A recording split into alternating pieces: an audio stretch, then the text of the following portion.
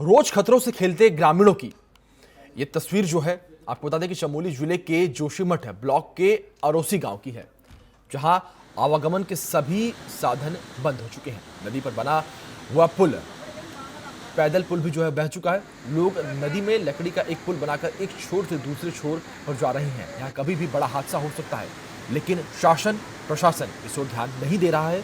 जोशीमठ में बारिश से जनजीवन अस्त व्यस्त हो चुका है।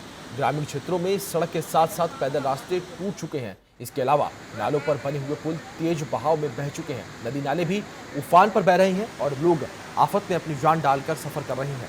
गांव से लोग रोजमर्रा के सामानों को लेने के लिए मुख्य बाजार में पहुंच रहे हैं। उनको इसी तरीके की नदियों को पार जो है रोज करना पड़ता है।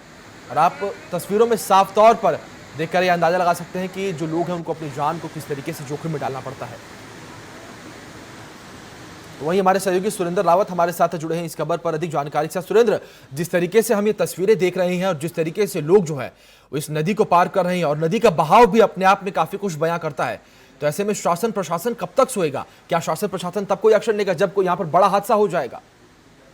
बिल्कुल, जिस तरह से जो उर्गम क्षेत्र के ये गांव है अरोसी गांव, और यहाँ पे लगभग आधे दर्जन गांव ऐसे हैं जो इस वैकल्पिक जो रास्ता बना रखा है गांव वालों ने अपने संसाधनों से, बहुत जोखिम भरा ये रास्ता है। और इसकी सूचना प्रशासन को भी स्थानीय लोगों ने दी थी कि यहाँ पे कुछ स्थायी पुल बनाया जाए। पिछले 10 वर्षों में पुल का काम यहाँ पे चल रहा है, लेकिन अभी तक पूरा नहीं हो पाया। स्थानीय लोगों का कहना है कि सरकारें बिल्कुल भी संवेदनहीन है लोगों के लिए और लोग अपनी जान जोखिम में डाल के जा रहे हैं। ऐसे ही हाल कई गांवों का है पहाड़ों में। इन दिनों जो बारिश के चलते पैदल पुलियां बह गई थी, संपर्क मार्ग खत्म हो गए थे और सड़क मार्ग तो पूरी तरह से बंद हैं।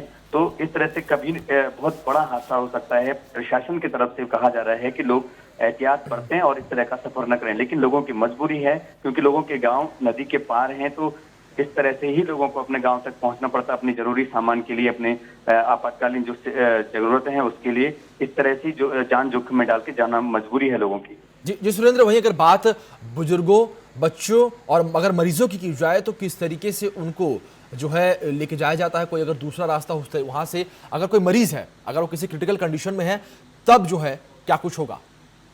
जी बिल्कुल, इस तरह की परिस्थितियों में सबसे बड़ा जो चैलेंज होता है ग्रामीणों के सामने बीमार गर्भवती महिलाओं और बुजुर्गों को ले जाने का। तो जो उर्गम क्षेत्र की अगर बात करें तो इनके पास जो एक स्थायी पुल की बात जिसकी प्रशासन बात कर रहा है वो 20 किलोमीटर दूर जाके वो स्थायी पुल है।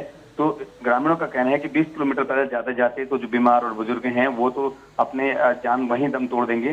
तो कहीं ना कहीं प्रशासन को देखना होगा कि यहाँ पे स्थायी पुल बन जाए, क्योंकि आधे दर्जन गांव हैं जो इस वैकल्पिक पुल से होकर जा रहे हैं। जी सुरेंद्र, आधे दर्जन जो गांव है इस पुल का इस्तेमाल करते हैं, लेकिन इसके बाद भी प्रशासन जो है अभी भी अपनी आंखें जानबूझकर मूंदे हुए हैं। बहुत बहुत शुक्रिया आपका हमारे साथ जुड़ने के लिए, उन तमाम जानकारियों के लिए।